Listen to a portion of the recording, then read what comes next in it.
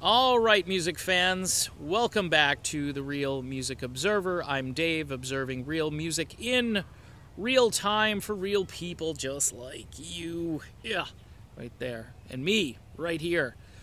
So, let's talk about, after 2018, what might happen with Journey. My Journey videos get a lot of response.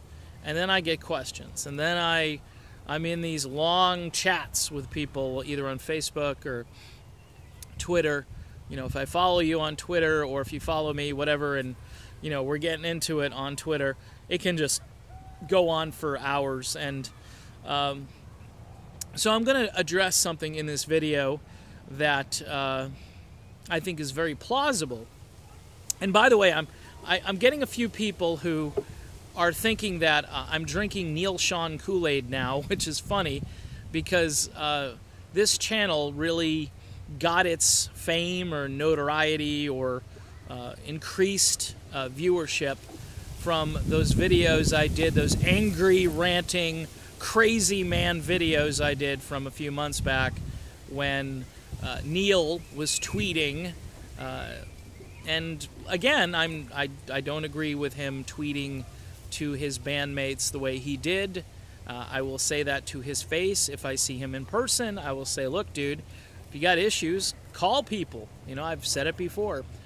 But there have been a few people that have said, well, you seem to be kind of softening your views, and Neal is still this, that, and the other. And I go, well, look, he's still a very good guitar player, and his vision of what Journey could be after this journey gets over with, which I think is going to be next year, based on the contract and so forth, things that I've heard, Neal may take some classic musicians of the past and assemble a new band. He may not be able to call the band Journey. There's a good possibility that he won't get the rights to the name, and I think that's going to be fairly aggravating.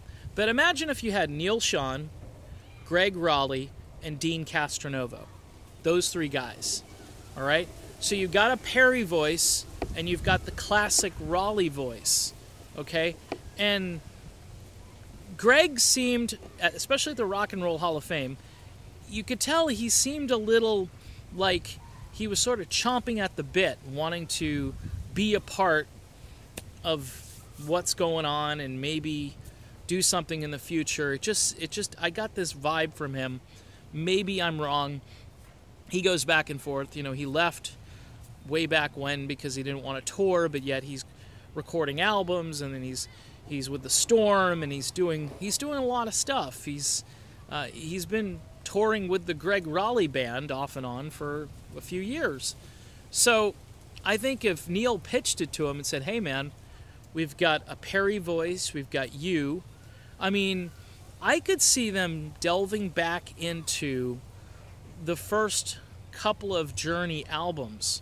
You know, albums like Next and Look Into the Future. I could really honestly see that happening.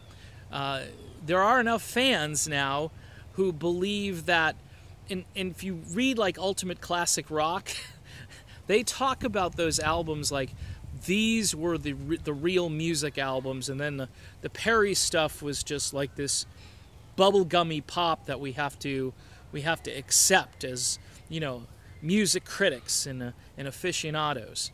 But I would say there probably are enough fans out there that historically would be kind of interested in hearing some of that real ancient music that doesn't get any radio airplay. I don't think anyone's playing Spaceman.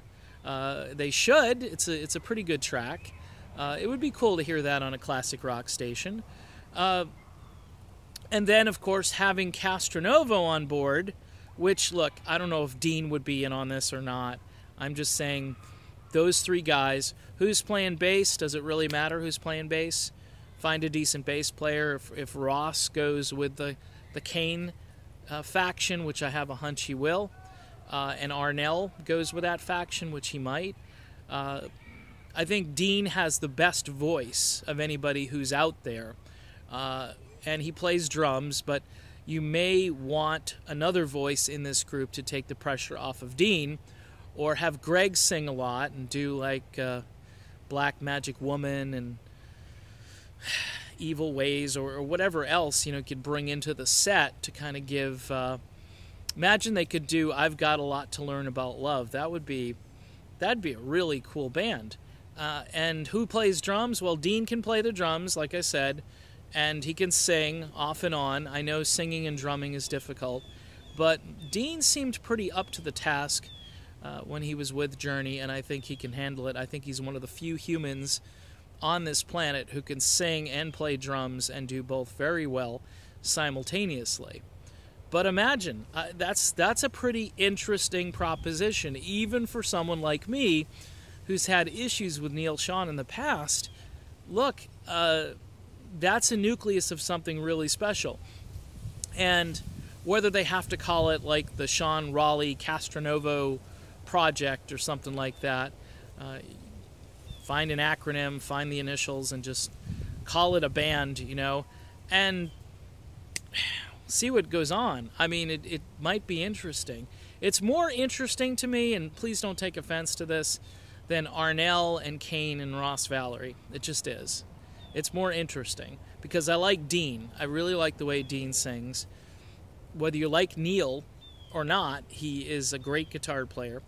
And then if you got Gregg in the band, then you've got a great keyboard player and a very great, you know, a great vocalist who can do older Journey material. And to me, that would be enough. And then find a bass player somewhere. Find a decent bass player. They are out there. People that either Deen or Neal or even Gregg have worked with in the past. And if you want to find another like higher voice to help Deen out, I'm sure there are a few folks out there who you could recruit.